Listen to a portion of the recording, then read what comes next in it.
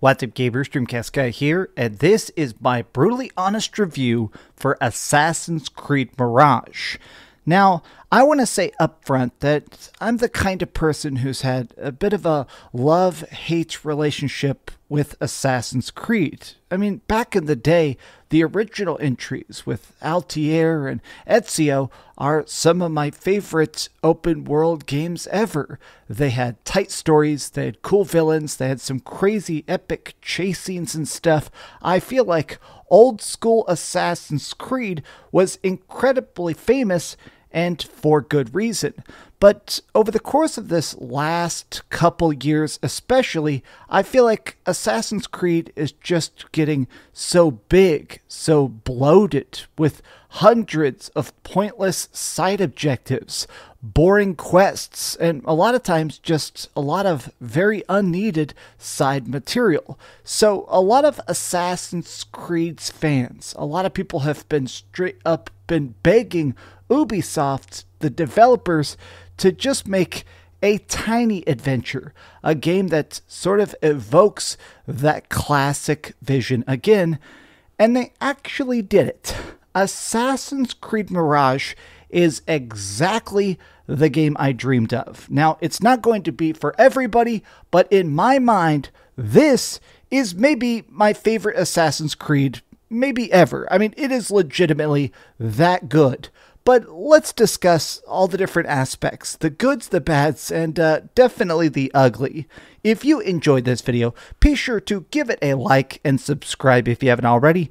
But let's start things off by breaking down the story, then going into the gameplay, and then discussing the strange issue of the animations. First and foremost, this game is a game that's set in a very fun time period. The very best Assassin's Creed games are practically history simulators, giving us a chance to explore really chaotic and beautiful eras, and this is graphically a fantastic era to visit. Now, while this does technically take place in Baghdad specifically, there is a lot of outranging areas, chances to wander through beautiful deserts and ride across dunes and just steal a horse and go in a random direction to find new objectives and towers to climb.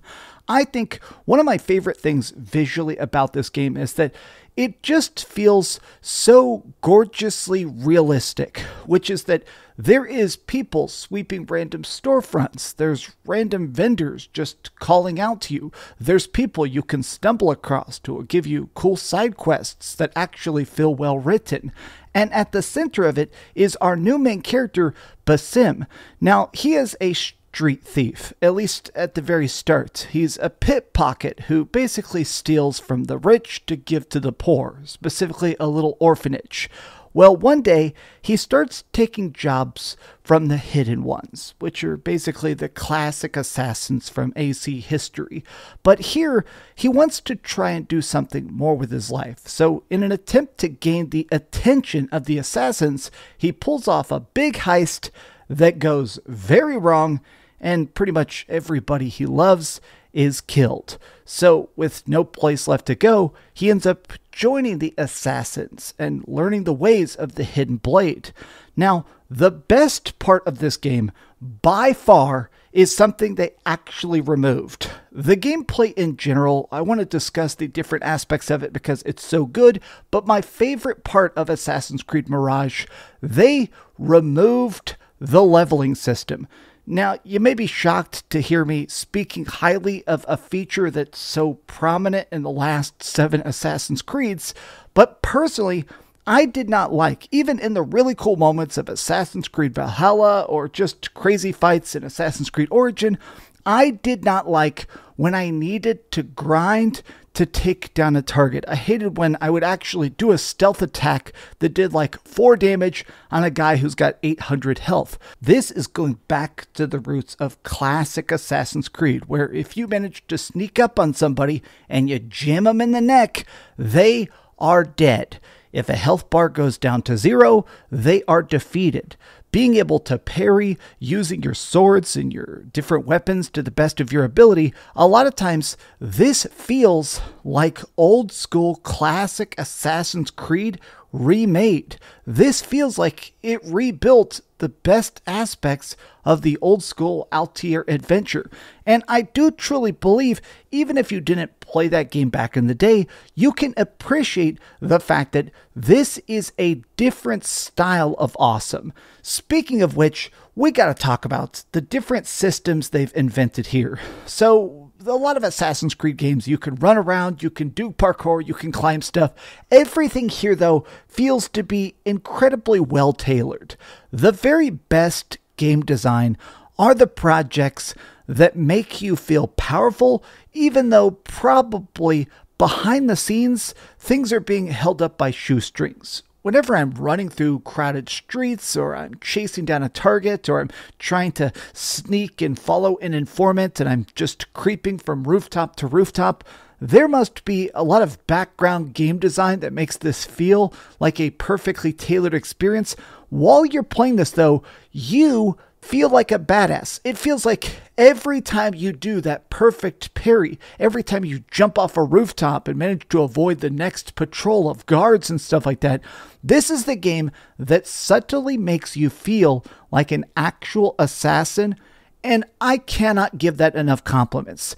Every bit of this has been finely tuned. Parkour is better. Running is faster. The stamina meter feels more forgiving, so you're able to parry and dodge and roll to your heart's content. And when you do manage to kill guards, it always feels like this brutal victory.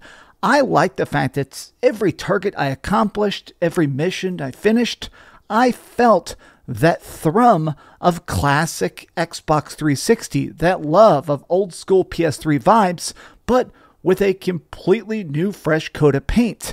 This is kind of what I wish that Ubisoft would do more. More selfishly, beyond anything else, I hope this game is a big success just to show game developers that we don't need a game that's 200 hours long. It took me 15 hours to finish the main story. There's about 15 hours of extra side quests and collectibles and stuff, but I really appreciate the fact that this is a game that's focused. You can beat it, you get a full week out of it, and then you can move on. It's not meant to be played for months and months and months. I didn't find tons of microtransactions.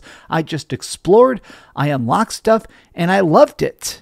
One of the most interesting new additions to Assassin's Creed Mirage, though, is these branchable paths to particular missions, where if you're trying to break into a prison, you can just attack the guards or try and scale a wall, but a lot of times the extra additional options are what add that flavor. Do you want to bribe some merchants so that you can put on a merchant costume and walk through the front gates? Do you want to bribe some local rebels to attack the outpost so that while the guards are distracted, you can slip in unnoticed? If you're trying to do something like draw out a leader, maybe instead of just killing guards until he shows up, you can do something more interesting like haggle with merchants to just start to starve him financially so he'll come and investigate, or cause a slave uprising. So when he goes outside to see what's going on, you can drop in and get a clean kill. I like the fact that this game, I don't have this burning desire to replay it, but my playthrough felt unique enough. I definitely felt like I had a freedom, not just in which order I wanted to do the different quests, because there is a lot of branching paths and picking which quest you want to do first, but I like that when I'm in the missions themselves, I have a lot of freedom on how I want to accomplish it. Overall, I think this game is good, but I do have a couple gripes. One of them being the fact that I do think that, in general, the skill tree isn't fantastic.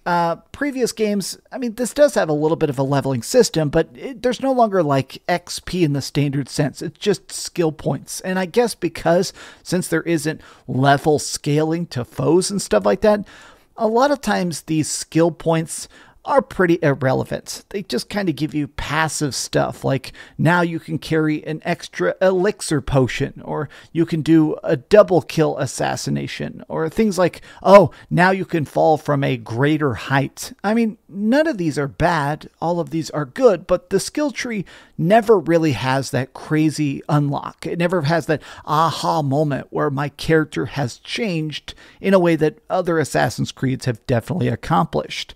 Additionally, I do think that some of the side quests, as well written as they are, do still feel a little tiny bit tedious at times. Of like, okay, you need to pickpocket a bunch of nobles. This is just something that's in every single area. There's a new like pickpocket minigame.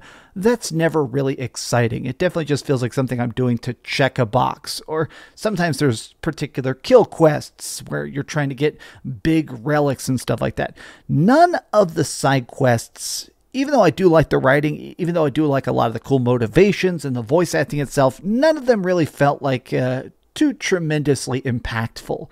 Unlike the main quest, which is kind of straightforward. It is a very simple revenge tale. Hey, you guys killed me, so I'm going to kill you guys. But I still kind of like that. It definitely has that evocative nature of classic legends of, hey, if you want to get revenge, dig 2 graves. You know, I kind of like the fact that the story doesn't try and have too much fluff and craziness. It's just a standard kill some dudes, they talk some trash, there's a little bit of a mystery, and then the credits roll. I will say my biggest gripe with this game by far is something you've definitely already noticed, which is that the faces look very low quality. Now, this kind of goes beyond animations. I think there's not a lot of animations in general in this game.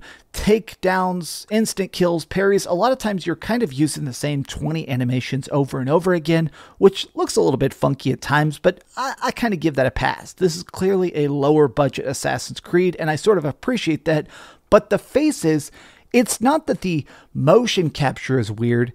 It's that literally the faces look like a PlayStation 3 game. A lot of people's facial detail is just much lower than the rest of their body, and I don't know why. I don't think it ruins any of the big pivotal moments or plot twists or anything, but a lot of times when I'm watching people talk, a lot of times I was kind of just being like, why do they look like that? Why were they not able to pump up the picture quality, the resolution, the little tweaks to somebody's eyelashes and stuff? I guess some part had to get cut, some part had to be low budget, and it just ended up being a particular aspect we look at the most. For me, this is exactly what I want Assassin's Creed to be. Contained, chaotic, fun. Good old-fashioned fun. But let's go over to the ratings board and put a big number on it. I am giving Assassin's Creed Mirage a 9 out of 10. Thank you so much for watching, gamers. If you enjoyed this video, be sure to give it a thumbs up, share it with your friends, and subscribe if you haven't already. And please keep dreaming. Man, I'm so glad this game is not bad. Thanks so much for watching that video. If you want to see something else, you can always click this link to see what I put up last, or, you know, subscribe and see what's coming up next. Also, I promise that whatever I do, it'll try not to suck.